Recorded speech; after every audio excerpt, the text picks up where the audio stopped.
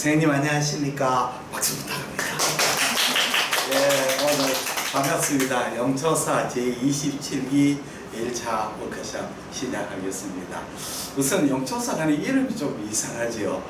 별거 없습니다. 용산 초음파 사랑 모임. 왜 그렇게 용산이 들어가죠? 여기 용산이 아니잖아요. 저쪽이 용산입니다. 제1기가 2016년 1월에 서울시 용산구 신계동 대림 2편안시에서 우리 딸이 살던 아파트에서 거실에 시작했습니다. 그러다가 이제 작년 6월에 이쪽으로 이사를 왔어요. 딸 집에서 불편하지요. 그래서 왔는데 장소가 좋은 것입니다. 근데 교통도 편하고 저도 서울역에서 내려가 바로 걸어가고 있었는데 단 부족한 점이 좁았죠. 사람들이 좁아서 좀 더 컨퍼런스나 이런 걸 하기가 곤란합니다. 좀 더 넓은 자리로 옮겨야 되는데 여기 좀 마땅치 않습니다. 알아보고 있습니다. 영초사가 시작했는 동기는 제가 이제 초음파 강의를 시작했는 것은 2000년도부터 했습니다. 그때 순천향에 심창선생님이 하는 그 순천향 초음파 아카데미에 저를 초청해줘가 그때부터 강의가 쭉 지금까지 이제 초음파 강의를 쭉 했습니다. 했는데 제가 주로 뭐 대구 지역 하다가 KTX 생기고 또 의약분업 생기고 이런 것 여러 가지 일 때문에 이제 점점 강의를 서울에 많이 하게 됐습니다. 그래서 요번 저수 정말 많이 했습니다. 여기 보시면 서울역 K실에서도 하고, 저 보시면 서울 시티타워 있죠. 저서도 강의 많이 했어요. 저가 옛날에 노바티스 제약회사가 서울 시티타워 있거든요. 거기에서 강당에서 많이 하고, 또 노바티스 회사가 쉐브란스 빌딩 있죠. 서울에 거기에 이전에가 거기서도 강의하고, 뭐 KDB 저쪽에 저서도 강당에서 하고, 그래서 이 일대에서 정말 제가 강의를 많이 하게 돼요. 왜냐하면 대구 서울 오면 이제 서울의 교통이 너무 혼잡하니까 서울역 근처에서 해야만이 시간을 쉐이밍할 수가 있습니다. 그래서 많이 했습니다. 영초사가 이제 2011월 해가지고 정말 2주간 8차례 워크숍을 하니까 선생님들이 굉장히 친해집니다. 친해지면 왜냐면 사실 뭐 짧은 시간에 가정을 다 희생하고 여와서 같이 공부하니까 서로 이제 친해져가 그 외에도 계속 서로 안부도 묻고 그렇습니다. 또 우리 저 스티브 잡스가 아주 이 스마트폰을 만들어줬가 또 거기에다가 우리 네이버에서 카톡방을 만들어줘서 카톡방을 통해가 강의 자료도 올리고 뭐 질문 질의응답도 올리고 그래서 아주 단톡방을 제가 많이 운영하고 있습니다.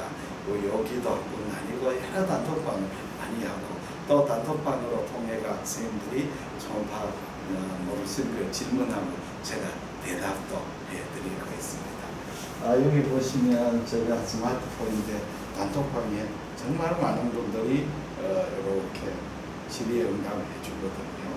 그러면 선생님들이 실력이 굉장히 많이 늘어납니다. 이렇게 뭐 단톡방에 여기 보십시오. 질문을 이렇게 질문을 막 하면 제가 여기에 여기 보십시오. 이렇게 이제 화이트보드에 그림을 그리가 질문하고 대답해 주거든요. 그럼 아주 너무 쉽죠. 말로 하는 것보다 그림이 훨씬 더 하면 그림이 훨씬 더 낫지 않습니까? 저장은 어떻게 해야 됩니까? 예? 그냥 열기만 열면 저장이 됩니까? 그렇죠, 그렇죠. 뭐 저장 하나도 또 뭐 나왔던데 그건 안 했답니까? 그건 나중에 여쭤게 물어보십시오. 스마트폰 잘 아시라고 이런 식으로 하면 잘 나옵니다. 그래서 많은 분들이 제가 모르는 거 묻고 그런데 금방 보니 또 한 개 또 왔네요. 질문이 지금 이런 식으로 이제 선생님들하고 단톡방 매일 단톡방에 강의 자료가 많이 들어오죠. 매일 아침에 갑니다. 가서 보시면 점점 실력이 늘어납니다. 공부를 하는 것은 꾸준하게 계속 해야 됩니다. 자, 그리고 선생님하고 이제 스케줄은 지금 올린 대로 그런 식으로 하시면 됩니다. 요분기가 아주 좋습니다. 왜냐하면 토일하고 주말이 와 있기 아무래도 평일 강의는 강의 시간이 제한되는데 주말은 좀 시간이 느긋하니까 저하고 이번 27기는 강의를 많이 할 수 있고 재밌게 또 인원수도 추석이 긴 게가 조금 적습니다. 적습니다. 보통 때는 8명 꽉 풀로 차는데 이번에는 세 분이 저기 도인아 선생님은 늘 우리 교회는 옵저베이션으로 오시러 버리시라서 5분이 등록하셨거든요. 그러면 일정대로 이제 진행하고 또 개인 사정을 빠지면 다음에 또 참석할 수 있습니다. 여기 선생님 중에서 저한테 학교에서 강의를 들으신 분 한번 손 들어보십시오. 선생님 두 분?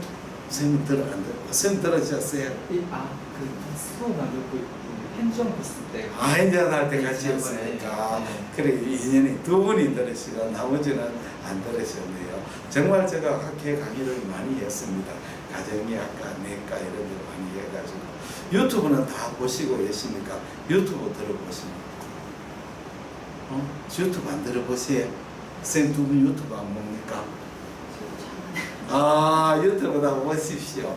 유튜브에 들어가시가 김일봉 치면 강의가 매일 하루에 강의 자료가 2개 내지 3개는 올라갑니다.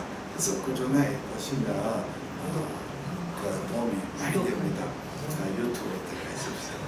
그러면 오늘부터 첫 강의를 시작하겠습니다. 9월 15일이 아까 물어보니까 인천 상륙작전겠는데 아무도 모르시고 계시에요. 잘 모르죠. 우리 때는 9월 15일 또 9월 28일은 서울 수복 날이죠. 그렇죠. 그 6.25에 관해서 굉장히 의문이 많았어요. 6.25가 왜 생겼느냐, 6.25에 대해서 여러 가지 의문인데 지금은 전부 다 공산 소련이 붕괴되면서 소련의 비밀 자료가 다 나와가지고 6.25가 왜 생겼는지 의문이 다 풀렸어요. 이제 6.25를 주도했는 것이 바로 이제 스탈린이죠. 스탈린이 주도했고 김일성이가 이제 시행했고 대통령이 도와주는 전쟁인데 이 전쟁에서 제일 의문이 뭐냐면 6.25에 일어나는데 트루만이 한국의 대통령 한국 참전을 의결을 했죠. 결심하고 유엔 상임이사에서 뜻밖에도 소련이 참석을 하지 않았어요. 소련이 참석을 해가 거부권을 행사하면 미국만 들어올 수 있지 유엔군으로서는 못 들어오거든요. 그렇지 않습니까? 상임이사국에 한 나라만 반대하면 안 되는 거 아닙니까? 근데 그날 놀랍게도 소련이 유엔 대표야 유엔 상임이사에 참석을 안 했어요. 그래서 그때 의문이 굉장히 왜 소련이 유엔 상임이사에 참석해가지고 거부권을 행사를 하지 않았는가? 그게 풀렸어요. 왜 풀렸냐면 스탈린이 유엔의 대표한테 그 상임이사에 참석하지 말라고 지시를 했어요. 스탈린이 왜 그러면 유엔의 저 상임이사에 참석하는 목적이 뭐냐면 스탈린은 대전략이 있었어요. 무슨 전략이었냐면 스탈린이 중국이 통일을 하고 난데 소련이 이제 마택동이를 소련이 불렀어요. 불렀는데 마택동이가 만만치 않은 사람이잖아요. 그렇죠? 그리고 인구가 소련 교과에 1억 5천인데 중국이 그 당시에 7억이 넘거든요. 7억의 인구하고 1억 5천의 인구죠. 만만치 않거든요.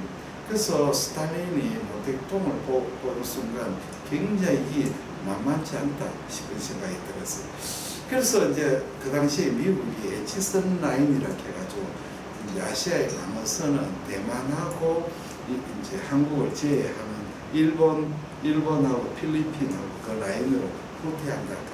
에치슨 라인에 있는 목적이 뭐냐면 중국한테 한반도하고 대만을 줄 테니까 우리하고 사이좋게 지내자.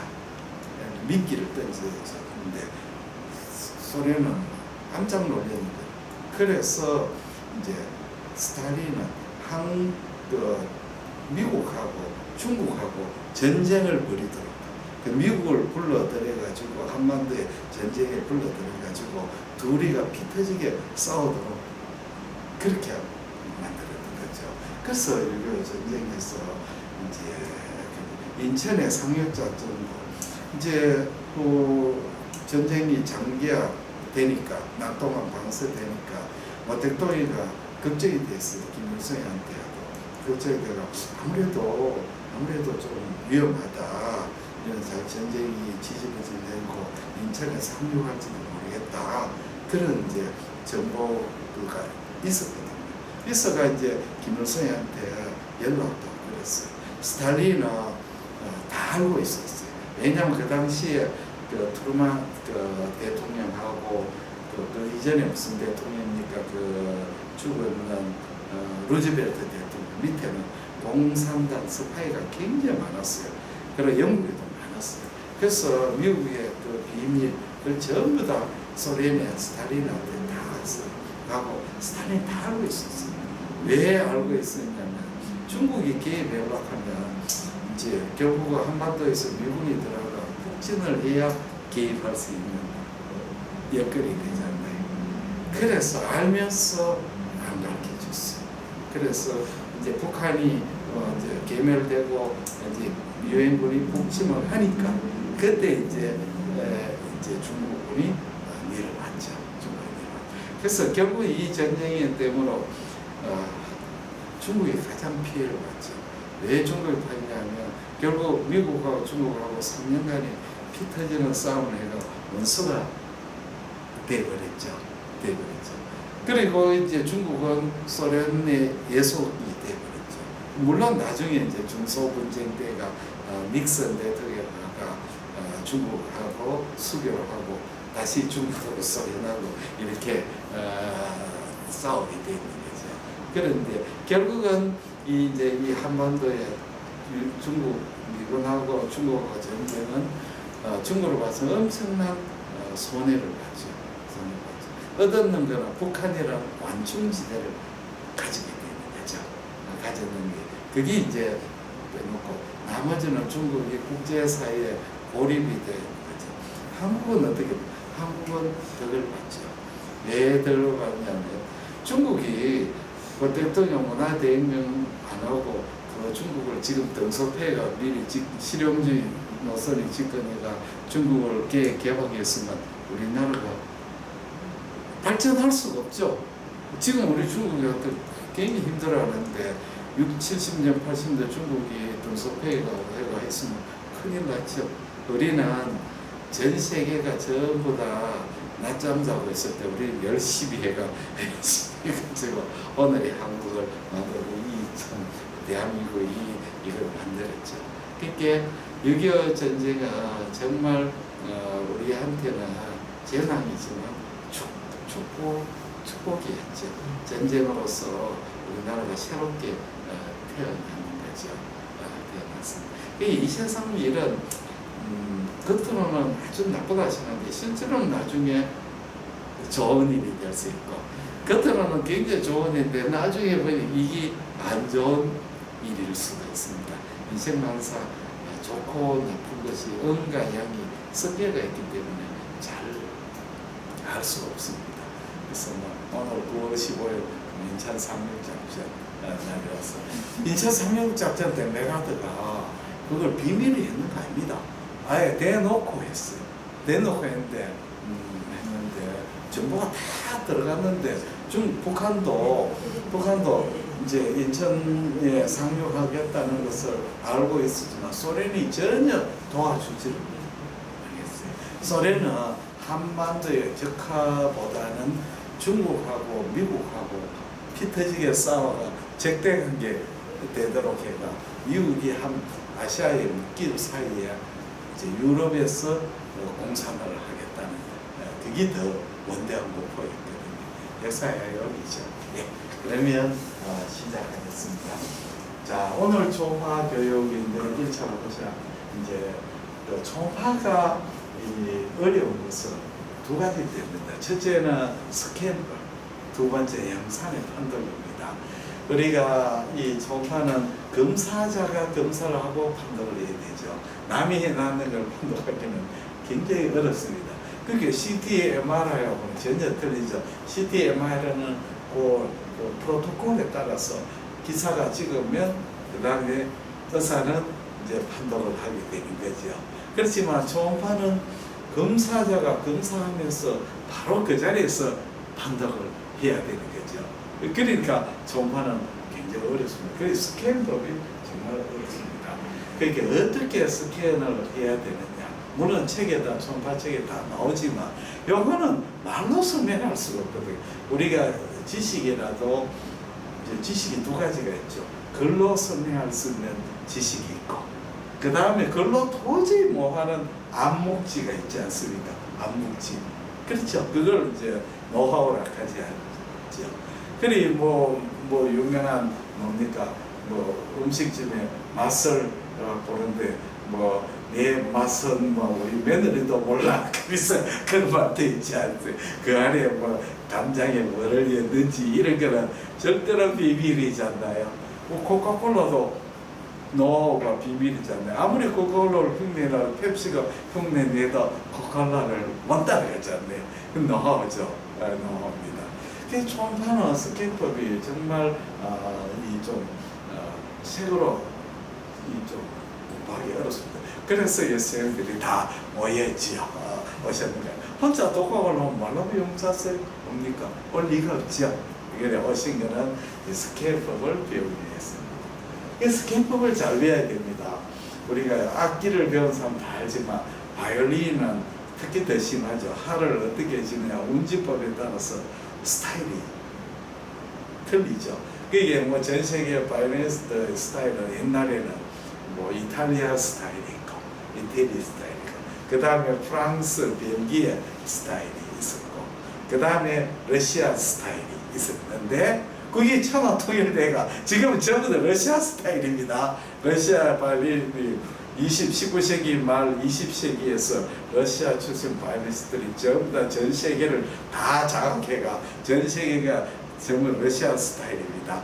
단 이태리나 프랑스의 일부 프랑스, 이탈리아 스타일이 있지만 주류는 스타일, 러시아 스타일이죠.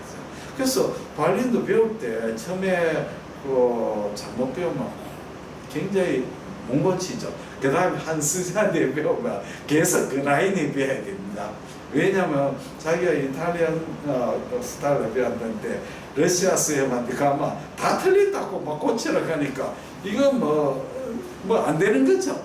그래서 결국은 자기가 프랑스 스타일은 프랑스로 가야 되고 이탈리안 가면 이탈리안 그 다음에 러시아 스타일 가면 러시아 스타일 가야 될 수밖에 없습니다.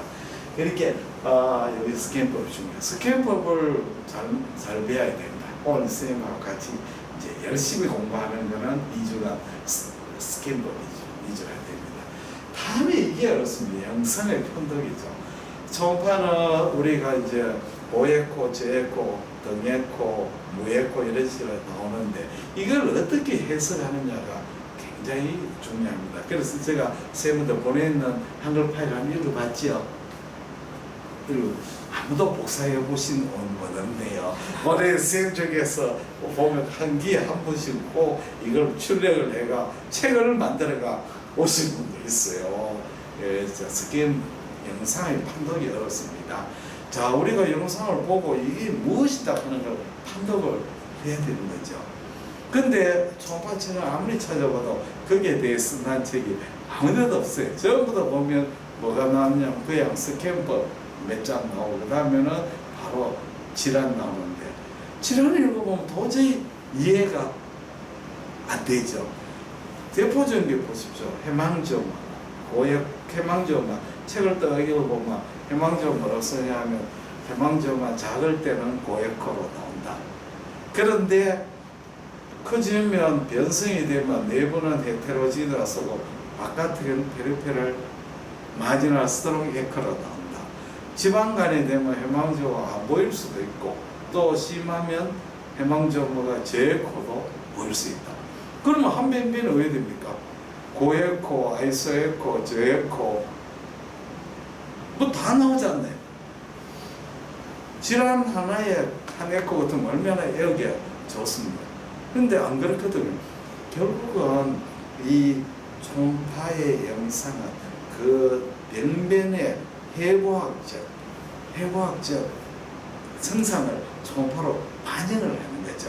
그래서 그 기본 원리를 모르면 도저히 책을 읽다 보면 머리가 띵해지고 막 어지러워지고 봐도 막 머리 한번 이렇게 돌리고 나면 다 잊어버립니다. 다시 물어보면 형광지오만은 무슨 에코예요? 다 좀 고에코일 수도 있고 저에코일 수도 있고 믹스드 에코일 수도 있고 아이소 에코일 수도 있고 다 합니다. 답이 없죠. 다 그렇대요. 이게 원인을 알아야 돼요. 그래서 영상의 판도 강의가 오늘 하겠습니다. 자, 그러면 여기 제일 초음파 영상 판독의 세 가지 원리죠. 이걸 꼭 기억해놔야 돼요. 첫째는 초음파의 에코의 강도는 반사에 비례한답니다. 물질이 딱딱하고 소프트하고는 아무 관계가 없어요. 어떤 물질이 초음파 빔이 와가지고 많이 반사하면 고에코고 하나도 반사 안 하고 그냥 통과해보면 무에코죠. 그렇죠? 그렇게 좀 메아리하고 똑같죠. 내가 음파가 부딪혀가 얼마나 돌아오느냐에 영상이 에코가 겹죠. 많이 들어오면 고에코, 하나도 안 들어오면 무에코, 중간쯤 들어오면 아이소 에코가 되는 거죠. 그렇죠? 첫째 원리는 초음파의 에코는 영상의 반사에 비례한다. 그건 중요한. 다음에 그럼 도대체 반사는 그러면 어떻게 되느냐? 반사는 물질이 딱딱하고 소프트하고는 아무 관계가 없습니다. 딱딱하다고 에코고 몰랑몰랑하다고 저에코 아닙니다. 반사. 그러면 반사는 뭐냐? 반사의 정도는요. 그 물질의 구성 물질이 어떠냐? 그 다음에 내부 조직 구조가 어떠냐에 따라서 결정이 된다. 말이 굉장히 어렵죠. 이 말은 뭐냐면 어떤 물질이 그 반사가 많이 되면 고에코 물질이 많으면 어떻게 되겠어요? 반사를 많이 하고 고에코가 되고 그 물질의 구조가 반사를 많이 하는 물질이 아니지만 아주 물질이 헤테로지너스 하면 초음파가 반사를 많이 하는 거죠. 쉽게 말하자면 각 물질은 초음파가 전파하는 고유 속도가 있습니다. 고유 임피던스를 하죠. 저항계수를 하는데 그 저항계수의 차이가 많은 물질이 겹쳐져가 있으면 초음파 빔이 그걸 통과하면서 반사를 많이 하게 됩니다. 굉장히 어렵게 시작하는데 쉽게 설명할게요. 자, 우리나라가 월드컵에 4강을 했잖아요. 그렇죠?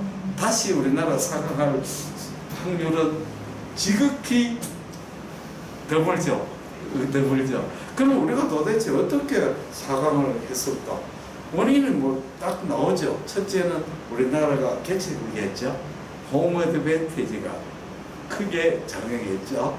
두 번째는 히딩크라는 정말 맹장이 있어가지고 했죠. 세 번째는 우리가 천운이 따라졌잖아요.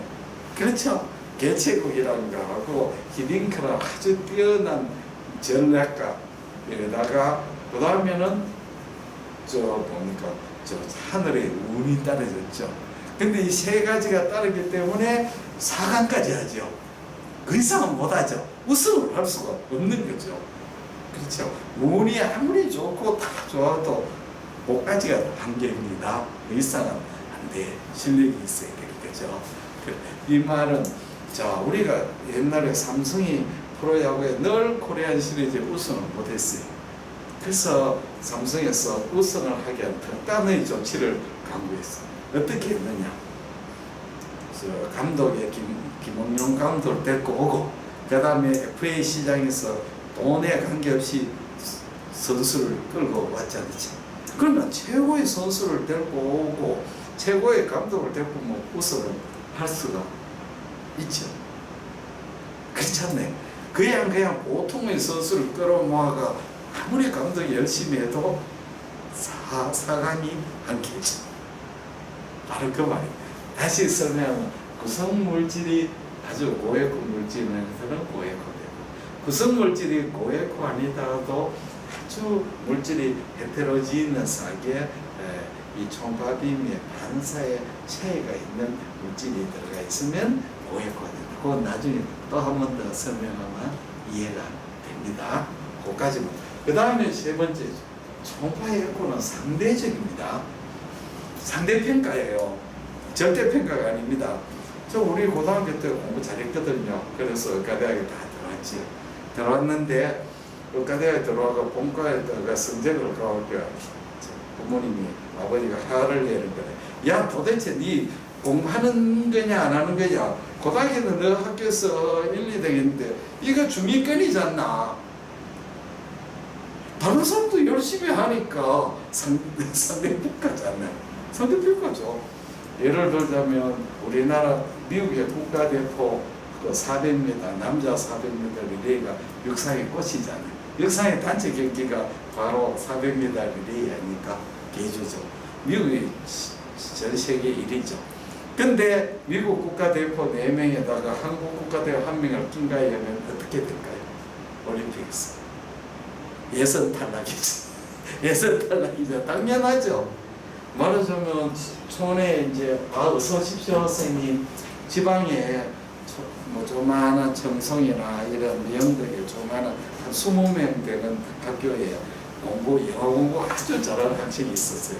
그 학생이 천국의 꿈을 꾸고 서울 대원예고에 전학을 하면 가가 원래 대한민국 1등 같으면 대원예고에서 1등 하겠죠.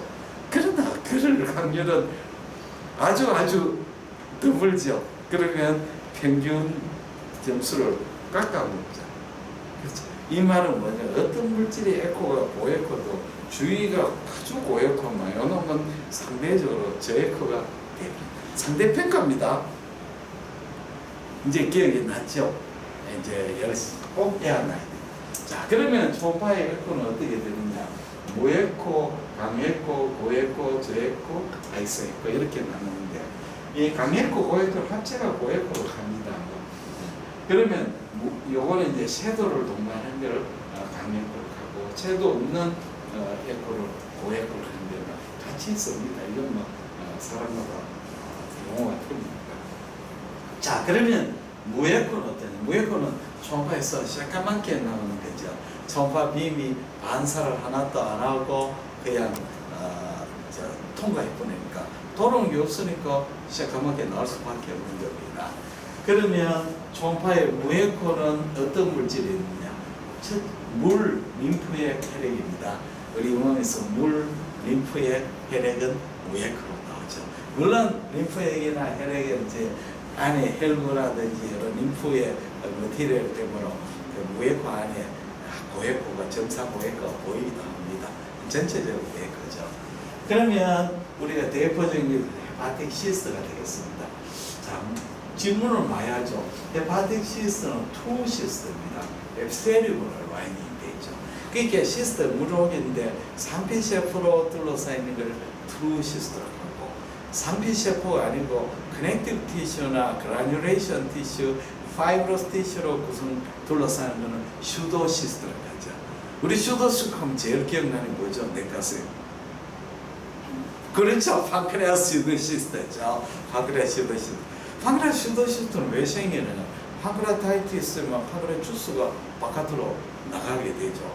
그래 되면 이 판크레아 주스는 아주 큰 놈이잖아요. 우리 뭐 소화액이잖아요. 이게 나가면 우리 복강에 복막염을 일으키니까 우리 몸에 메센트리가 와가지고 슈도 시스트를 덮어싸죠. 덮어싸가 생기는 게 그 시스트가 슈도 시스트죠. 그 슈도 시스트는 바깥 앱세리온 라이닝 되지 않고 파이브러스 티슈로 라이닝 되죠. 그라뉴레이션. 그게 슈도 시스트. 그게 사람들이 헷갈리는 게 슈도 시스트를 하는 시스트가 아니란 말이 아니고 시스트인데 앱세리온으로 라인이 안 되는 시스트다. 그 뜻입니다. 네, 이해가 되셨죠? 자, 그러면 헤파틱 시스트는 도대체 어디서 생겼습니까? 간에서 간 세포는 크게 나누면 헤파토사이트, 바일닥트, 그 다음에 쿠퍼셀, 사이노소이드, 그 다음에 뭐가 또 있습니까? 림파틱, 그 다음에 또 뭐 넣고 이런 게 있는데 어디서 헤파틱 시스가 생겼습니까? 족보가 돼서 왔습니다. 바일닥터가 생겼죠. 바일닥터에서 태생계의 바일닥터가 만들어지다가 어떤 바일닥터는 메인 바일닥터로 연결 안 되는 렘넌트 바일닥터 있죠. 거기에 플루이드가 보이면 시스트가 되는 거죠. 그렇죠? 그러면 리날 시스트는 어떻게 생겼습니까? 당연히 리날 충분히 생겼죠. 당연한 거죠. 그러면 시스트가 앱세리온 라인이 되기 때문에 이제 이 헤파티시스는 경계가 스무스합니다. 자, 우리가 앱세리움은 초음파에서 워낙 작기 때문에 보이지는 않죠. 초음파에 보이지만 스무스하게 들어서죠. 그리고 헤파티시스는 라운드하거나 오발하면서 경계가 스무스하죠. 자, 그런데 헤파티시스와 비슷하게 보면 간세포하면 경계가 오히려 일레귤러하죠. 스몰 HCC는. 그건 왜냐하면 주위에 파이브러스 티슈로 둘러싸이기 때문에 그렇습니다. 이해됐죠? 아, 사람들이 지금 믿음이 너무 약해가지고 저게 김영세 거짓말하는가 참말하는가 못 믿겠어 이런 식으로 지금 반응이 그렇습니다. 믿음을 가져야 됩니다. 자, 물은 이제 무에코니까 여기에 이제 새까맣게 통과됩니다. 그 다음 후방 음량 증강이 있습니다. 뒤에 물 뒤에는 하얗게 보이죠. 이거는 왜 후방 음량 증강이 생기느냐면 초음파의 영상은 어떻게 만들어지냐면, 자, 초음파 영상 뒤쪽으로 갈수록 초음파 신호를 증폭시켜 놨어요. 그래야 되죠. 안 그러면 그대로 하면 초음파가 밑으로 갈수록 음량이 감쇄가 되가 깊숙한 부분은 거의 들어오는 게 없어지만 위에만 잘 나오고 밑에는 완전히 컴컴해지잖아요. 그래서 기계가 이렇게 뒤쪽으로 갈수록 음량 증폭을 시켜놨습니다. 그렇죠. 자, 그러면 물을 통과해서 초음파가 감쇄가 안 되죠. 그러면 주위 조직을 통과할 때는 초음파가 감쇄가 되죠. 그럼 여기는 왜 됐습니까? 음량이 증폭돼 가지고 고액으로 나죠.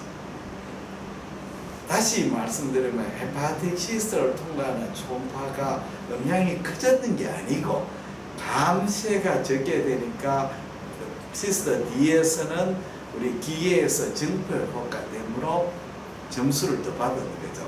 예를 들자면 우리 시험을 의과대학 시험 칠 때 1등이 80점이고 꼴찌가 40점을 땄다. 80, 40 땄다. 그러면 교수님이 20점 못해가 80점을 100점으로 만들고 40점을 20점을 60점으로 만들잖아요. 그러면 저는 제시 없이 통과되는데 불행한 사태가 가끔 생깁니다. 1등이 90점, 꼴찌가 30점 되면 교수는 10점만 플러스 해주면 꼴찌가 40점 돼가 한 3분의 1이 제시를 쳐야 됩니다. 이해가 됐죠? 네. 자, 이제 진짜 중요한 겁니다. 자, 우리가 간하고 물하고 어떤 차이냐면 간 조직과 물 조직의 차이점은 초음파의 빔의 전달 속도가 틀립니다. 어디가 전달 속도가 빠르냐면 물은 감쇄는 적게 되는데 전달 속도가 느려요. 물을 통할 때는 초음파 빔의 속도가 느려요. 그러면 물은 속도가 느리고 간 조직은 속도가 빠르죠. 그래서 빠른 조직하고 느린 조직의 경계면에서는 반사를 해요. 그렇게 두 매질이 경계면에 두 매질의 전달 속도가 비슷할 때는 반사 별로 안 합니다. 근데 두 조직이 전달 속도가 틀릴 때, 이 종의 물질 때는 반사를 합니다. 우리 지금 미국의 제일 문제점이 뭐냐, 요새 유럽에 지금 머리 아파 죽으려고 하죠. 이슬람 난민들이 막 들어오고 있지 않나요? 들어오고 있는데, 이슬람 난민이 독일하고 영국하고 프랑스에 들어와가지고 이슬람교를 버리고 기독교를 믿고 유럽에 나는 뭐 이슬람 맞지만 이슬람 안 믿고 예수님 믿고 나는 이 간섭에 살겠다 이러면 문제가 없죠. 물론 하층민이 그러니까 동구권에 왔는 사람들이 이제 서구에 왔는 큰 문제 같은 뭐 기독교가 물론 저쪽은 이제 그리스 정교가 이쪽은 개신교니까 뭐 그런 마찬가지지만 같은 하나님은 뭐 상관없죠. 근데 이슬람하고 기독교하고 하면 이제 문화 충돌이 생기죠. 똑같은 거거든. 그래 이 두 물질의 경계면에 임피던스 차이가 있으면 거기서 경계면에 강한 반사를 합니다. 독일이 지금 골치 아프죠. 독일을 지금 막 난민이 막 쏟아는데 난민을 마음은 안 받고 싶은데 지은 죄가 있죠. 나치스 때 인종 차별하고 인종 학살을 했기 때문에 속으로는 안 받고 싶지만 안 받겠다 했다가 나치의 후예라고 하고 막 하니까 막 속은 썩어 들어가는 거 있는 거죠. 이렇게 할때 좀 머리 아픕니다. 속은. 자, 그러니까 요 경계면에 모해코가 됩니다. 다음에 이제 중요한 겁니다. 자, 간실질이 음파가 빠른 데서 느린 데로 이제 들어갈 때는 경계면에서 어떻게 되냐면 초음파빔이 안으로 굴절해 버립니다. 그렇게 물이 보드가 가는데 물살이 빠른 데서 물살이 느린 데로 가면 보드가 어느 쪽으로 빠지면 안쪽으로 물살이 느린데 안쪽으로 가고 반대로 물살이 느린 데서 물살이 빠를 때 보드 앞머리가 바깥쪽으로 예, 빠집니다. 우리 왜 빙판에 가면 아스팔트에서 빙판 가면 이 바퀴가 바깥쪽으로 미끄러지지 않나요? 예, 그 앞에서 받았고 생각합니다. 예, 그렇게 돼요. 그러면 이제 HCC하고 비교를 하겠습니다. 이 물호흡은 무에코인데 우리가 나중에 또 설명하지만 간암, 스몰 HCC는 저에코로 보입니다. 저에코. 왜냐하면 나중에 설명하지만 세포가 아주 HCC는 정상 간조직보다 세포의 밀도가 4배에서 6배 높습니다. 간암이라 하는 것은 그렇게 세포가 엄청 정식해 있는 거 아닙니까? 그렇죠? 암 헤파토사이트만 꽉 정식했잖아요. 그리고 암세포는 정상세포보다 어떻습니까? 크기가 큽니까? 작습니까? 대체로 작습니다. 작고 세포가 뉴클레어스 비율하고 사이토플라즘의 뉴클레어스 사이토플라즘의 비가 높죠. 그렇죠. 세포가 빡빡하게 밀집되었어요. 균질 호모지니어스한 집단이 되는 거죠. 그래 초음파빔이 간세포에서는 균질하기 때문에 반사가 적게 돼가 저에코로 나옵니다. 그래서 이거는 무에코, 이거는 저에코. 무에코, 저에코는 사실 종이 한 장 차이입니다. 야구에서 우리가 야구 부산 쓰입니까? 야구 좋아하실 건데 지금 그 메디 되고 있습니까? 지금 롯데가 지금 메디 꼴찌에 가까우면 삼성은 마찬가지입니다. 꼴찌에 가깝습니다. 자, 이제 이 무에코하고 저에코는 종이 한 장 차이래요. 어서 오십시오. 슈퍼모델 왔습니다. 그러면 야구에서는 3할 타자 같으면 강타자죠. 2할 9푼 타자는 왜 됩니까? 평범한 타자입니다. 2할 9푼 구리하고 3할하고 이제 프로야구 시즌에 안타수 몇 개 차이 나겠습니까? 4개 내지 5개 차이입니다. 4개, 5개를 못 치면 2할 9푼 구리가 되면 연봉 협상이 아주 불리합니다. 3할은 강타자고 2할 9푼 구리는 그냥 평범한 타자입니다. 이게 무에코하고 저에코하고는 종이 한 장 차이밖에 안 됩니다. 그러면 이 HCC가 이게 시스터냐 HCC냐 감별은 첫째는 경계가 좀 14개를 하겠죠. 요거는 스무스하겠죠. 그 다음에 후방 음량 증강은 여기도 있고 여기도 있어요. 요거는 균질한 세포니까 세포가 잘 통과해가 뒤에 후방 음량 증강이 있는데 시스터가 훨씬 더 큽니다. HCC는 작습니다. 그 다음에 굴절은 어떻게 하느냐? 초음파 속도가 여기가 더 빠르거든요. 바깥으로 굴절합니다. 라테랄 셀로 만들죠. 그 다음에 제일 중요한 건 경계면에 고에코가 여기는 없는데 여기는 있습니다. 중말하자면 요 놈에는 따지고 보면 같은 거죠. 세포의 밀도가 높다는 의지. 세포의 그 성분의 차이는 크게 없거든요. 그래서 제일 중요한 것은 경계면역구나. 이해가 좀 됐습니까? 이제 조금 고개를 끄덕거리고 보니까 이해가 된다고 생각이 됩니다. 자, 진행하겠습니다. 자, 우리가 암은 자라는 방법이 크게 두 개가 있죠. 암이 팽창성 발육하는 암이 있고 침윤에 파번거 들어가요. 그러니까 우리가 HCC의 노졸라 타입은 점점 커가지고 팽창하지 않나요? 노졸라 이게 이제 그래서 결절을 만들죠. 그러나 이제 어떤 암은 이 암이 팽창을 하지 못하고 이제 베슬이나 림파틱을 들어가 가지고 주위로 파먹어 들어가니 대체로 팽창형을 보여드리겠습니다. 하이퍼바스큘라는 종류의 팽창형으로 발달. 이제 군대가 보급이 빵빵하면 미군처럼 아마 민간을 약탈할 이유가 하나도 없죠. 오히려 민간에 음식도 주고 그러지 않네. 보급이 무한정으로 들어오는데 보급품이 없는 군대는 왜 됐어요? 민간에 가가 약탈을 해야 되죠. 대부분 하이퍼바스큘라 종양 팽창형으로 발육하고 추모 베슬이 별로 없는 종양들은 안으로 베슬이나 일로 파고 들어가 주위를 침범해버립니다. 그래서 우리가 HCC에서 메시브 타입은 경계가 뚜렷한데 이제 노졸라 타입은 경계가 뚜렷한데 침윤하는 메시브 타입이나 디퓨즈 타입은 경계가 불분명하죠. 그렇죠? 이해가 되셨죠? 네. 다음에 넘어갑니다. 자, 이제 고에코를 합니다. 고에코 중에서 강에코죠. 내포점이 스키아입니다. 칼시피케이션이죠. 스키아가 딱딱해가 고에코가 나오는 거 아닙니다.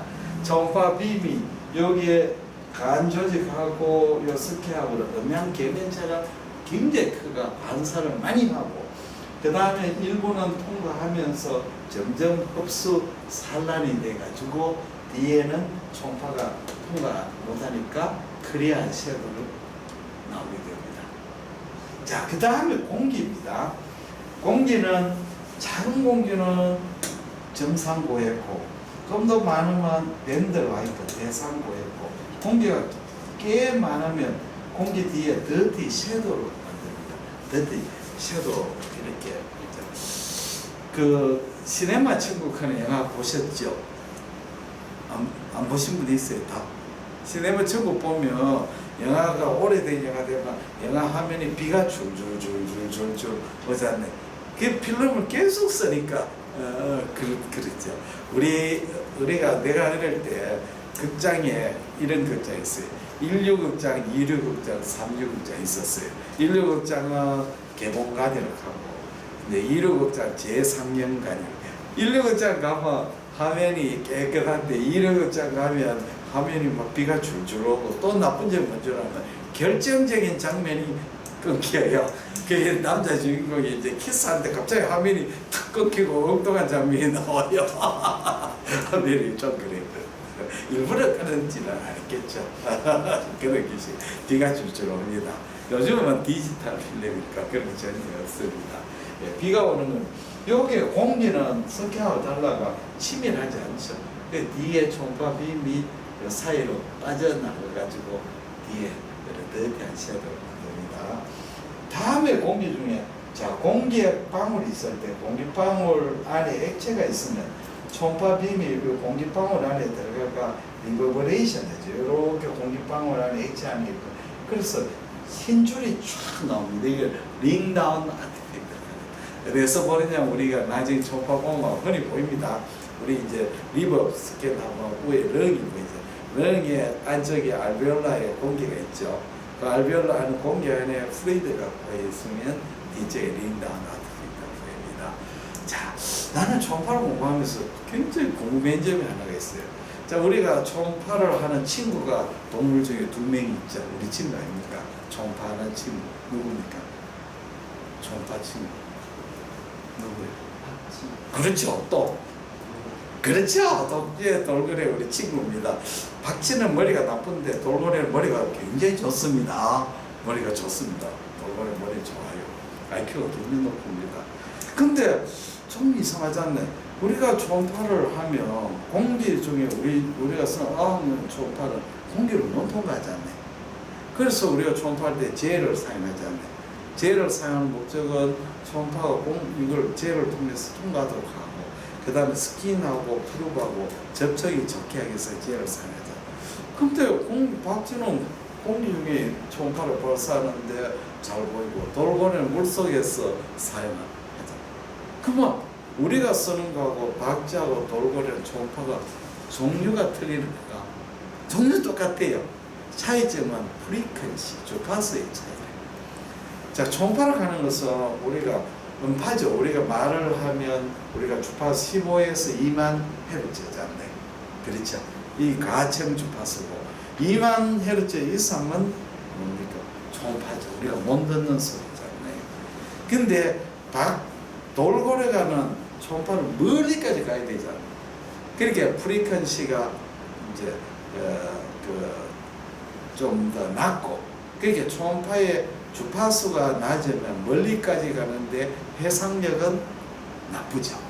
박쥐는 멀리 갈 필요 없지 않네. 반경 얼마 안 하면 되죠. 한 1m 정도만 충분하지 않겠습니까? 그래서 박쥐가 쓰는 주파수는 주파수가 높고 그 대신 해상력이 좋죠. 벌레 잡으려면 주파수가 엄청 좋아요. 그러면 사람이 의학용에 쓰는 주파수는 어느 정도냐면 2에서 15메가헤르츠, 2에서 1.5에서 15메가, 메가를 하면 100만이에요. 엄청 높잖아요. 100만 하면 엄청 높은 주파수. 그게 이렇게 높은 주파수는 공기를 못 통과하는 거죠. 이제 이해가 됐죠? 전부 다 좀 뭐랄까 불신에 가득 차가 있어요. 어쨌든 이 많은 사람을 믿음의 길로 데리고 가야 할 게 내 임무입니다. 믿음을 있도록 해야 돼요. 자, 그 다음에 이제 고에코와 지방입니다. 자, 지방은 이꼴 고에코냐? 아닙니다. 이걸 잘 이제 오해를. 지방은 무조건 고에코냐?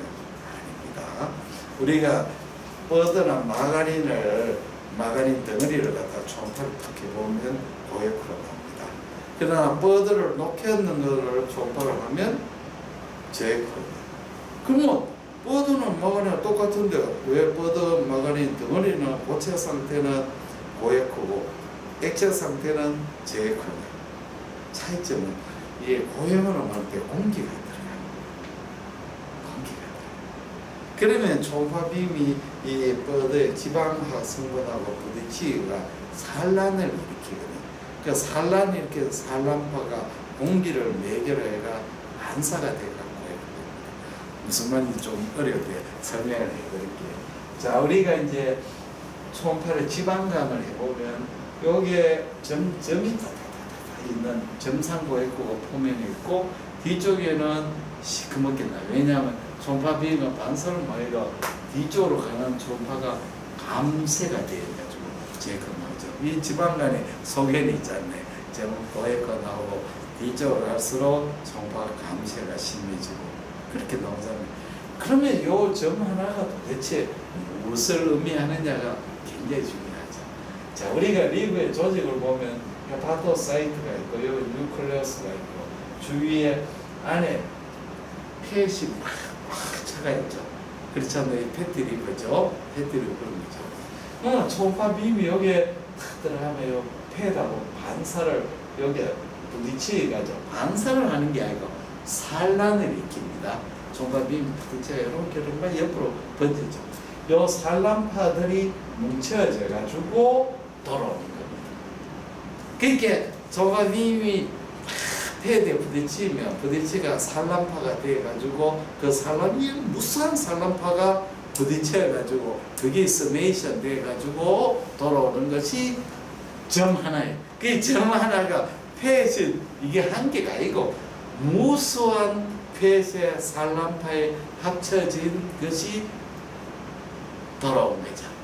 자, 그러면 이렇게 산란파가 돌아오려면 전제 조건이 딱 두 조건이 있어요. 산란파 간격이 멀면 안 되겠죠. 그렇죠. 펫이 어떻게 위험 한참 떨어지면 산란병원도 뭐 부딪힐 게 없잖아. 두 번째 전제 조건은 이 산란파 이게 서메이션될 계제 물질이 있어야 되잖아. 그렇지 않나요? 그렇죠. 남자가 중매 결혼할 때 중매하는 아줌마가 있어가 상대편에 적당한 거짓말을 해야 결혼이 성사되지 않습니다. 있는 그대로 해가지고는 안 되죠. 그러니까 너무 크게 거짓말 나중에 파토가 나겠지만 약간의 거짓말 이건 다 필요하지 않나요? 중매자가 필요한 거죠. 그 중매 물질이 있어야 된다. 그렇죠? 이해가 됐죠? 선생님이 이해는 믿음이 역시 그 사람 같다. 예수님의 제자 베드로. 근데 나머지도 도마에 가까운 사람들이다. 자, 그러면 이제 피하 지방, 우리 피부 밑에 스킨 밑에 지방을 보면 고에코일 수도 있고 저에코일 수도 있고 오히려 저에코가 더 많습니다. 자, 피하 지방을 보면요, 덩어리가 이렇게 있는데 이 전부 지방 덩어리예요. 지방 덩어리고 중간에 계제 물질이 별로 없어요. 그렇게 되면 초음파빔이 지방의 반사에도 스메이션 될 중간 물질이 없으니까 저에코가 나오는 거예요. 중간에 선상 고에코, 이거 파이브로 티슈, 파이브로 티슈는 고에코로 나오죠. 이렇게 되거든요. 우리가 이제 아펜디사이티스, 맹장이 생기면 맹장 주위에는 원래 메센테리가 있죠. 메센테리에 홑이 있지 않습니까? 저에코로 나와요. 그런데 인플레메이션이 생기면 고에코로 돼요. 그럼 지방이 증가되는 게 아니에요. 지방 주위에 우리가 염증세포가 침연이 되면 지방의 초음파가 산란돼가지고 염증세포하고 반사가 되고 서메이션이 돼가지고 고에코로 되는 거죠. 지방 자체가 양이 증가됐던 거는 크게 증가되는 거였어요. 이제 조금 이해가 됐죠? 자, 그 다음에 중요한 것도 있습니다. 저번에 내가 이야기를 했죠. 우리가 그 초음파의 에코는 상대적이다. 이게 굉장히 중요한 이야기입니다. 상대적입니다. 그걸 이제 설명하기 위해서 요거부터 먼저 설명해요. 자, 고에코로 보이는 것은 섬유 결합 조직, 파이브로 티슈, 커넥티브 티슈가 고에코로 보입니다. 대포전기 인트라헤파틱 콜란지오 시에 간내 당간암이 있는데 당간암 중에서 페리페럴 콜란지오 시의 경우에는 고에코로 보이는 수가 많습니다. 자, 당간암의 페리페럴 당간암 직경해봐야 1mm밖에 안 됩니다. 암이 딱 생겼다, 발달 자라는 방법 딱 세 가지밖에 없습니다. 첫째 하나는 안으로 내강으로 자라는 거. 캐봤죠? 다이아메트 일본이렇게 얼마 안 되겠죠? 또 하나 자라보면 당간을 쭉 따라가지고 자라는 방법이 있겠죠. 또 하나 방법은 바깥에 리버를 간실제로 파고 들어가는 방법. 어느 게 가장 쉽겠습니까? 파고 들어가는 게 제일 쉽지 않나요? 그렇게 되면 암세포가 주위 조직을 파먹어 들어가면 주위 조직하고 친하게 지내겠습니까? 남이 이방인이 들어와가지고 같이 살자 하면 어서오세요, 내 집 내줄게요. 이런 없죠. 그러면 격렬한 파이브로 티슈가 생겨가지고 염증이 생기고 데스모포라스 리액션이 생기고 파이브로 생기고 있는 주위 조직을 디스트랙션 시키고 파이브 생깁니다. 그러면 고에코가 생기죠. 이해가 됐죠? 미국이 서부 개척이라고 하면 사실은 서부 개척이 아니고 인디안을 다 죽이고 괜찮네. 인디안을 죽이고 땅을 떼거리를 했는 거죠. 서부 개척이죠. 서부 개척으로 사실은 인디안을 학살하고 인디안을 쫓아내고 자기가 땅을 했죠. 뭐 그러면 많죠. 우리 인류의 조상이 어디서 왔습니까? 인류의 조상, 우리 현생 인류의 조상 아프리카에서 왔지 않나요? 아프리카의 탄자니아 그 옆에 협곡에서 우리 인류의 조상이, 인류의 어머니가 생겼어요. 그가 원숭이인데 말 지독하게 안 듣는 원숭이가 인류의 조상이죠. 그 당시에 대지구상의 변화가 갑자기 그 일대가 뭐가 생겼냐면 비가 적게 오고 그 밀림이 완전히 초원으로 됐어. 비가 안 오니까 나무들이 다 없어지고 풀밭만 생기는 거예요. 그러니까 원숭이들과 살던 원숭이들이 결단을 해야 돼. 밀림 쪽으로 계속 들어갈 것이냐, 여기에서 초원에서 살 것이냐, 두 개 중에 하나 선택해야 돼요.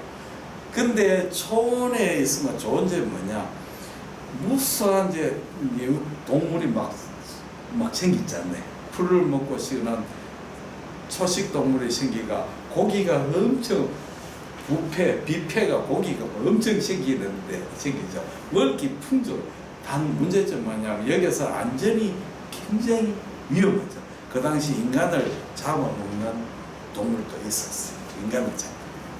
그러면 밀림으로 들어가면 왜 되느냐? 고기가 없잖아요. 과일 열매를 먹어야 되잖아요.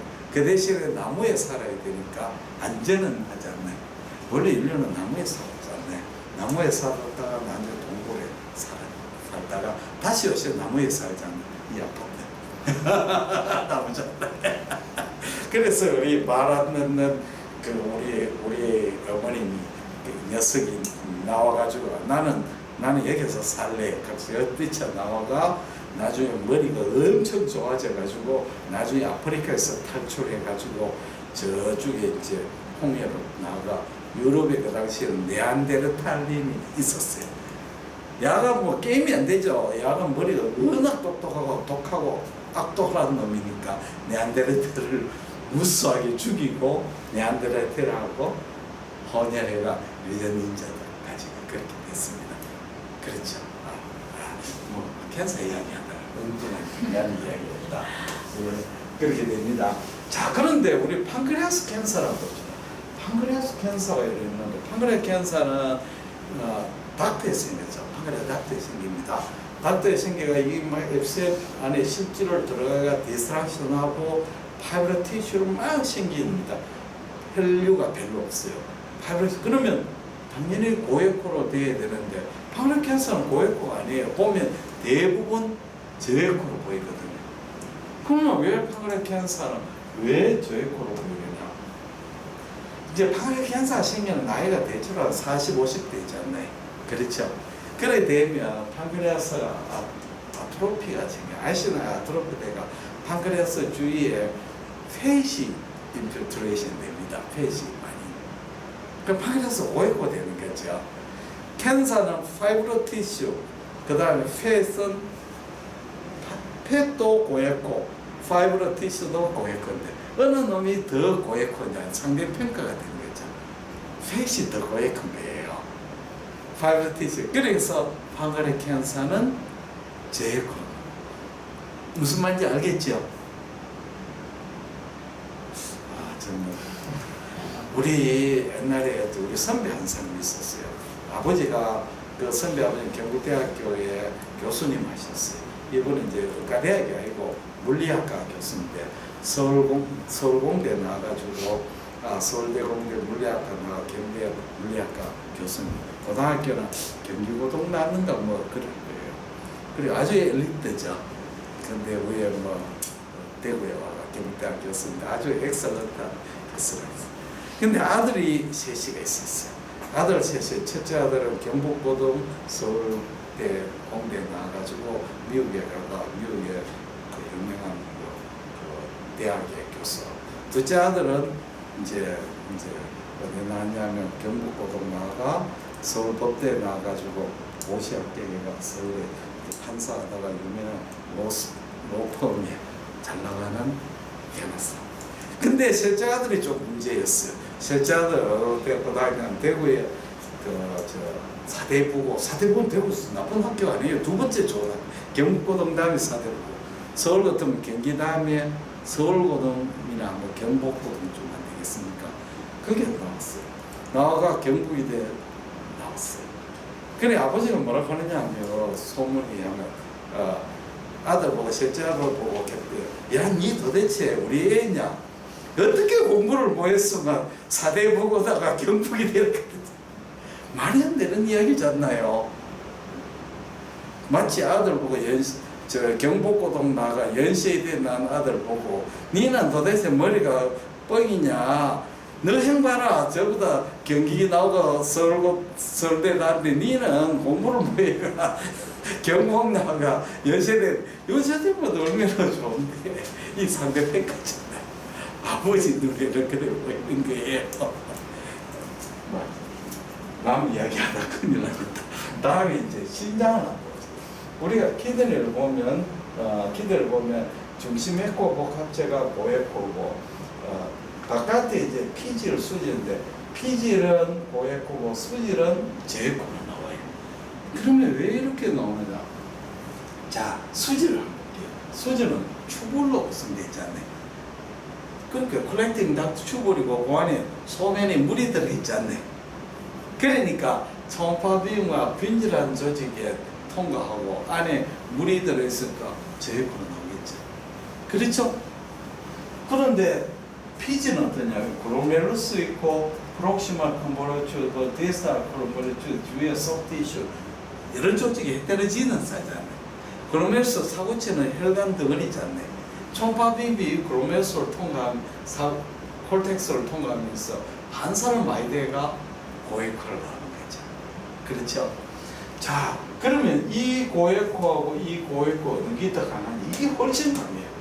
왜냐하면 이 중심에코 복합체는 신우가 있고 심배가 있고 주위에는 소프티슈가 있고 림프관, 혈관 여러 조직들이 섞여 있는 거죠. 초음파 비임이 열로 통하면서 무수한 음양 계면에서 반사를 많이 하게 되는 거잖아요. 그래서 고에코 상당히 강한 고에코를 만드는 거예요. 그렇죠. 그러게 이 에코보다 훨씬 더 고에코가 나옵니다. 자, 그런데 우리가 이제 콩팥에 신우가 이렇게 합장 하이드로네프로시스게 유레테라 마케가 하이드로네프로시스에만 중심에코 복합체가 에코 왜 되겠습니까? 올라갑니다. 내려갑니다. 물이 들어가니까 저에코로 되는 거죠. 자, 혈관이 확장되면 왜 되겠습니까? 저에코가 되죠. 그 다음에 림프관이 확장되면 그것도 저에코.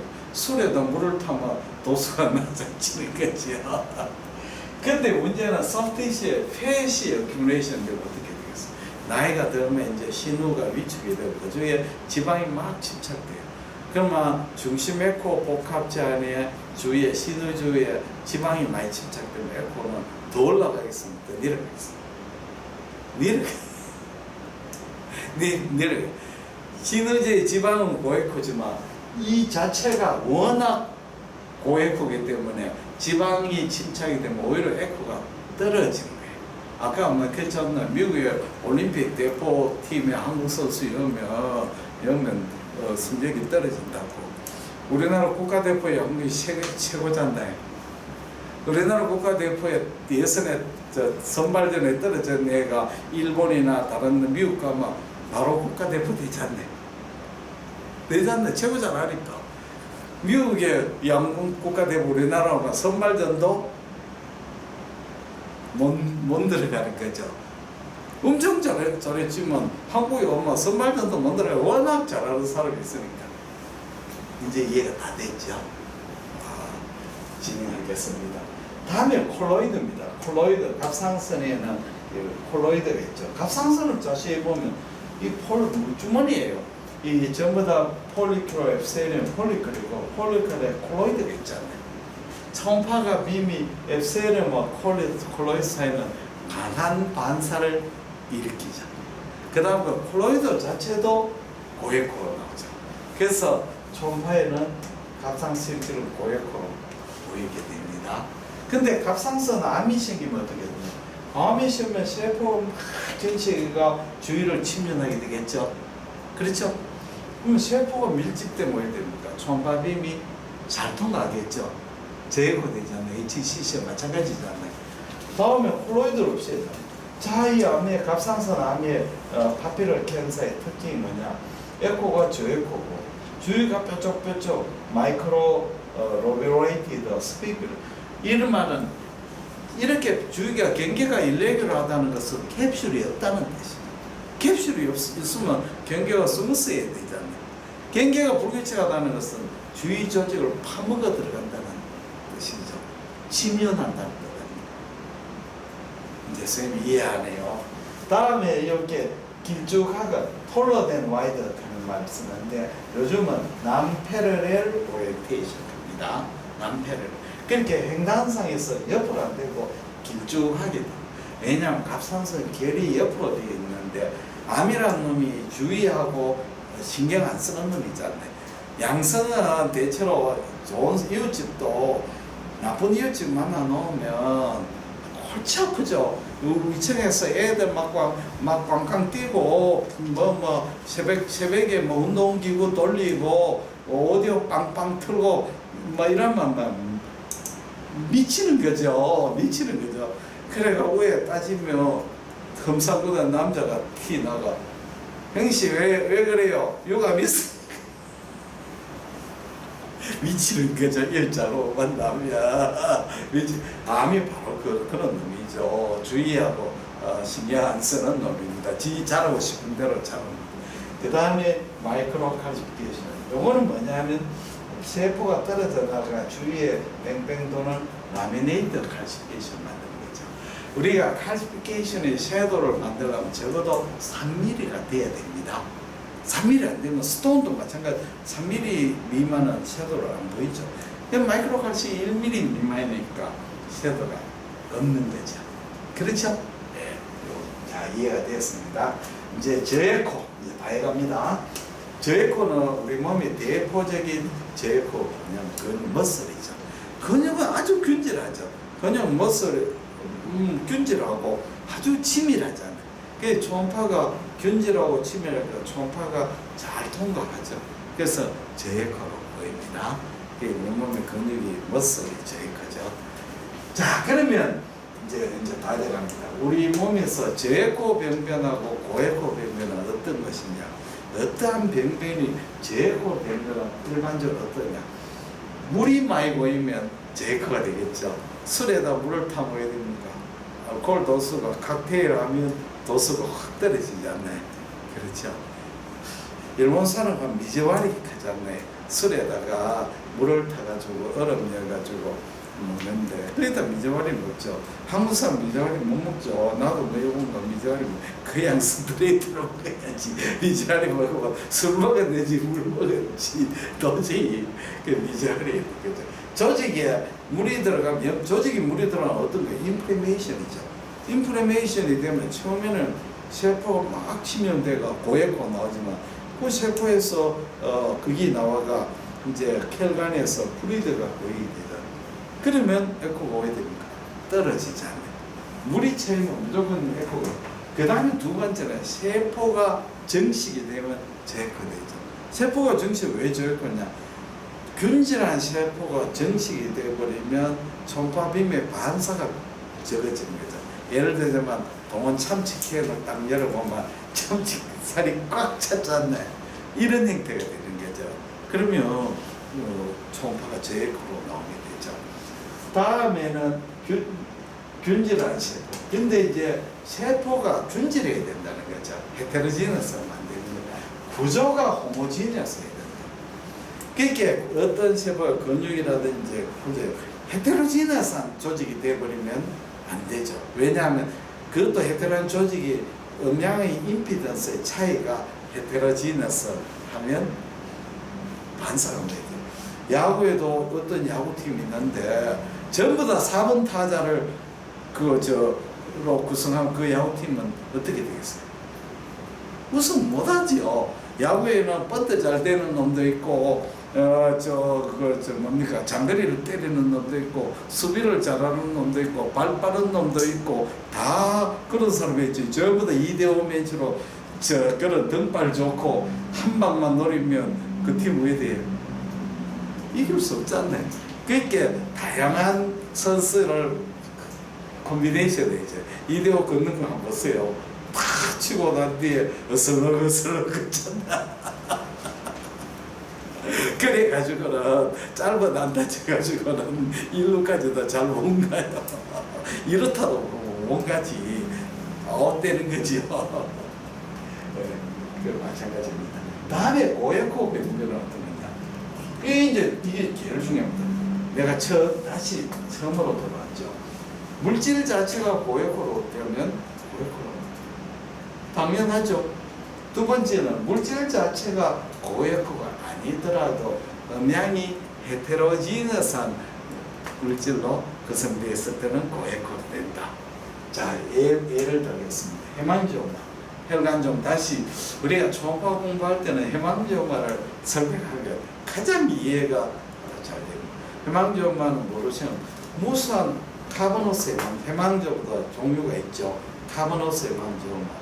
그 안에 무수한 바스큘러 레이크로 구성되어 있고 그 바스큘러 레이크 서로 다 연결이 돼요. 혈관이 내강이 늘어나고 혈액이 차 있잖아요. 주위에는 소프트 티슈가 있고 이건 캡슐은 없습니다. 해망점 캡슐이 없습니다. 그래서 이제 작을 때는 보면 이런 경계가 일레귤러하고 고에코입니다. 자, 그러면 해망점은 성분이 엔도세리움, 내강, 커넥티브 티슈 이밖에 없다. 여기에 고에코 물질이 아무것도 없잖아요. 그런데 왜 고에코를 보이냐? 초음파 빔이 엔도세리움하고 바스큘러 레이크하고 경계면에서 고에코. 따지고 보면 해망점은 헤파틱 시스하고 똑같은 거죠.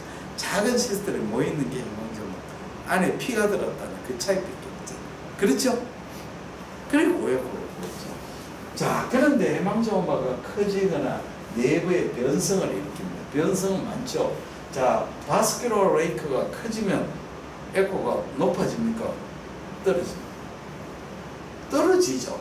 작은 바스큘러 레이크에서야 반사가 있는데 바스큘러 확 높아지면 초음파 빔이 잘 통과하니까 에코가 떨어졌죠. 또 반대로 바스큘러 레이크가 전부 다 클랩스 돼버리면 뭐가 되죠? 그것도 저에코가 되지 않나요? 그렇지 않나요? 왜냐하면 엔도세리움하고 내강하고 계면이 없어져 보니까 저에코 되지 않나요? 그렇죠? 그렇게 되죠. 그래서 저에코가 되어버려요. 그런데 변형에는 고에코가 보입니다. 이게 마지널 스트롱 에코를 하는데 해망점의 중요한 소개되는데 왜냐하면 이 내부는 변성이 돼도 바깥쪽은 바스큘러 레이크를 유지하고 있거든. 그러니까 마지널 스트롱 에코가 생깁니다. 무슨 뜻인지 알겠죠? 내부는 변성돼도 바깥은 마이크로 바스큘러 레이크를 유지합니다. 자, 해망점마가 리버 시로시스나 패티 리버에 들어가면 왜 되겠습니까? 이 해망점 고에코지만 주위하고 리버하고 비슷하면 아이소에코 되죠. 공부를 잘했는데 굉장히 잘했는데 서울에 아주 잘하는 고등학교에 대학에 들어가면 평범한 학생이 돼버리죠.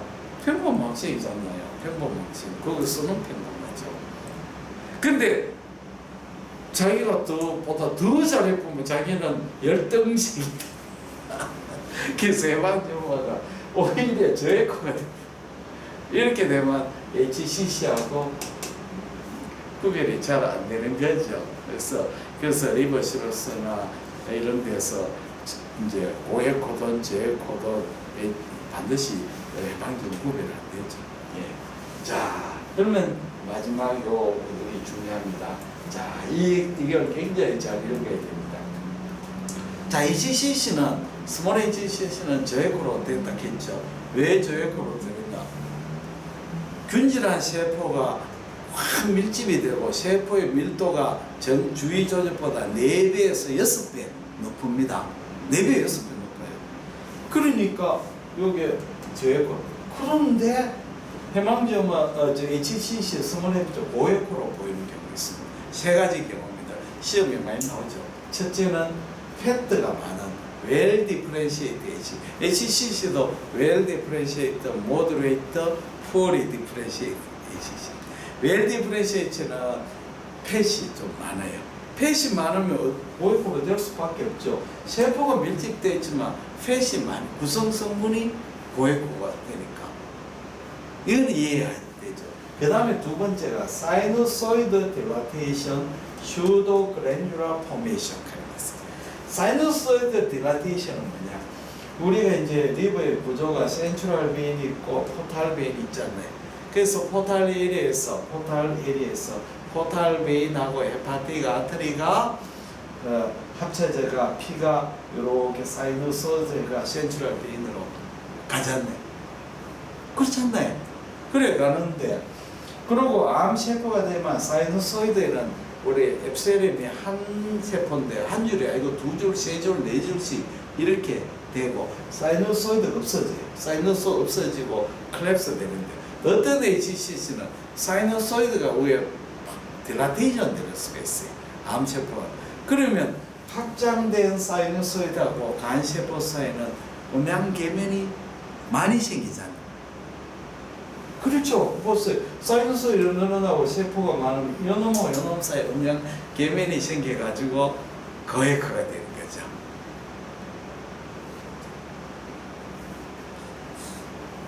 모두 다 부흥회를 한번 해야 된다. 이럴 때는 부흥회 목사님 모셔가지고 믿습니다. 그 철야 기도를 하면 해야 모두 다 신자가 되는 겁니다. 다음에는 이 슈도 그랜듈라 포메이션. 이제 그랜듈라 하는 것은 세포가 있고 안에 센터에 거기 이제 액체나 보이고 이렇게 셈이죠.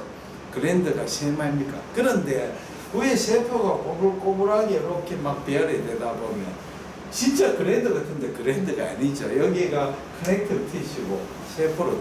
그러면 이 커넥티브 티슈하고 세포, 뭐 바이락트라든지 이 사이가 이것도 마찬가지로 음양계면이 많이 생기죠. 그러면 초음파빔이 뭐해야 되겠습니까? 반사를 많이 가고 오해가 되는 거죠. 근데 실제로 웰디프네 HCC는 사이너소이드 딜라테이션, 주도 그랜듈 포메이션은 적고 대부분 페이셜 큐레이션 되는 것이 많습니다. 자, 이제 인트로덕션 전강입니다. 이 첫 강의가 굉장히 중요합니다. 굉장히 중요. 그래서 우리가 초음파를 볼 때 이 이제 세 가지 있습니다. 타입이 아니고 그레이드가 초보, 하수, 중급, 고급. 그렇지 않나요? 하수, 중급. 하수는 뭐냐? 초음파 탁 보고 리버에 메스가 있네. HCC 같다. 그러면 아주 해피하게 이제 CT를 보내는 거죠. 그래서 CT 리버에 S5번에 메스가 있다. CT 찍었어요. 그럼 아주 행복하죠. 야구로 말하자면 기아 타이거스 롯데 팬인데 롯데 열심히 응원해가 이기면 오늘 기분 좋다 이렇게 하는 거죠. 그보다 더 이제 중국 보면 HCC가 있네. HCC의 위치는 어떻고 이 형태는 어떻고 크기는 어떻고 내부의 코는 어떻고 주위는 어떻고 안에 바스큘라리티는 어떻고 그 이제 결제를 보는 10가지 체크 포인트를 머릿속에서 탁 생각해가 이 체크 포인트 헬로가 있느냐 후방 음량 증강이 있느냐 10가지 포인트를 딱 보고 종합해서 HCC다. 그리고 그래서 이러면 중급이죠. 야구를 볼 때 이기는데 오늘 이제 7회 말에 우리 롯데의 4번 타자가 결승타를 이겼다. 그는 하급이고 중급은 또 뭘 하냐. 오늘 이기는 거는 물론 4번 타 잘했지만 그 전에 시합에서 이제 우리가 위기일 때 수비수가 아주 우리가 말로 찬스에서 아주 수비를 잘해가지고 결국 이겼다. 이게 승부이고.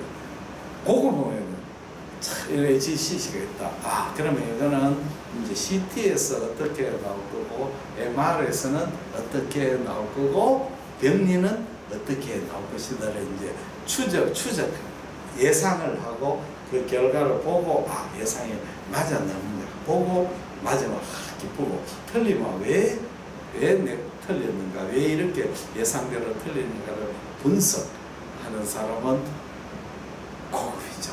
그러면 이제 야구에서 그전 시합에서 우리가 뭐 1사 말로에 위기에 우리 수비수가 외야수가 자유수가 잘했대요. 왜 자유수가 수비를 잘했냐? 그때 당한 타자가 상대 타자는 주로 이제 공을 우리 투수하고 이런 투수일 때 이럴 때는 주로 밀어가 친다, 땡겨 친다. 그럴 때는 그걸 이제 데이터를 딱 분석해놔. 그러면 자기가 위치를 딱 조정하는 거죠. 약간 더 땡기칠 때면 내가 자유수가 선상으로 조금 더 이동하고 위치를 조금 바꿔가지고 딱 소리 나는 순간 그 자리를 쫓아가가지고 가볍게 탁 잡고. 그러면 선수 봤을 때는 간주볼처럼 딱 쳤는데 수비수 앞에 딱 수비수는 그냥 가볍게 탁 잡던 게 간단하게 몇 발자국 잡아보는 거예요. 그러면 모르는 사람은 평범한 외야 프라이 한데 그건 아니고 저기서 그 빠져가 좌익수하고 중견수를 빠지는 주자 1소 2루타 내지 3루타 되는 거죠. 그렇잖아요.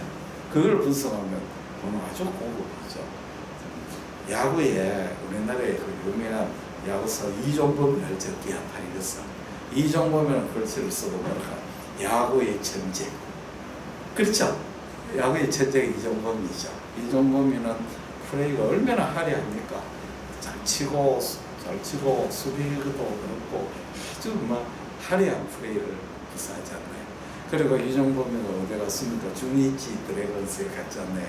갔는데 주니치 감독이 딱 보니까 이종범이가 1년 해보니까 굉장히 마음에 안 들었죠. 왜냐하면 감독은 선수가 화려한 플레이가 중요한 게 아니고 시합에 이기는 게 중요하지 않나요? 그렇죠. 시합이 이기지. 선수가 화려한 플레이 한다고 해서 감독이 좋을 거 하나도 없죠. 화려한 플레이는 반드시 미스가 나오잖아요. 플레이를 외야스가 아주 이제 막 다이빙 캐치가 잡으면 좋지만 다이빙 캐치 하다가 놓치가 떼올 뒤로 빠질 뿐만 주제가 다 들어보자. 오히려 다이빙 캐치 안 하고 완반도로 잡아가지고 한 점만 주고 잽싸게 송구를 3루에 송구해가지고 3루수는 한 점 주더라도 2루수가 3루에 들어온 놈 잡아보면 한 점만 주고 그걸 끝낼 수가 있잖아요. 그렇죠? 그게 더 중요하잖아요. 3점 다 주느니 한 점 주고 완바운드로 잡아가 처리하고 훨씬 낫잖아요. 그러니까 이종범 플레이가 화려하니까 불안이. 그 다음에인가 이제 수비수 내야수 잘하는 내야수를 스카우트가 이종범을 외야로 뽑았잖아요. 그러니까 좀 일본에서 그렇게 이종범 선수 재미 못 먹었지. 선동열이는 아주 대단했고 투수는 적응하기 좋아요. 왜냐하면 자기 그것만 잘하면 되니까. 선동열처럼 방어율이 0점대로 가면 감독은 아주 좋아요. 그런 선수가 있으면 얼마나 좋아요. 자, 시합이 팽팽하게 갔잖아요. 0대0이라든지 3대3, 뭐 2대2 동점으로 팽팽히 갈 때 우리 선수가 원아웃에 2루 딱 갔다. 그러면 뭐 되게 좋은 거죠. 뭐 원아웃이 그러면 뭐 아주 편하죠. 원아웃이 2루 갔다. 또는 뭐 원아웃에 3루가 있다 하면 더 해피하죠. 야, 다음 보고 자 길게만 때려. 길게만 때려가지고 한 점만 들어오고 그 다음에는 선동열을 딱 집어여가지고 대부분 선동열을 몸 딱 풀도록 하면 그럼 상대방 선수로 합니다. 전부 다 보따리 살 오늘은 끝났구나 가는 거죠. 그렇지. 자, 오늘 강의 이것으로 마치고 10분간 휴식하고 실습을 시작했습니다. 예, 감사합니다.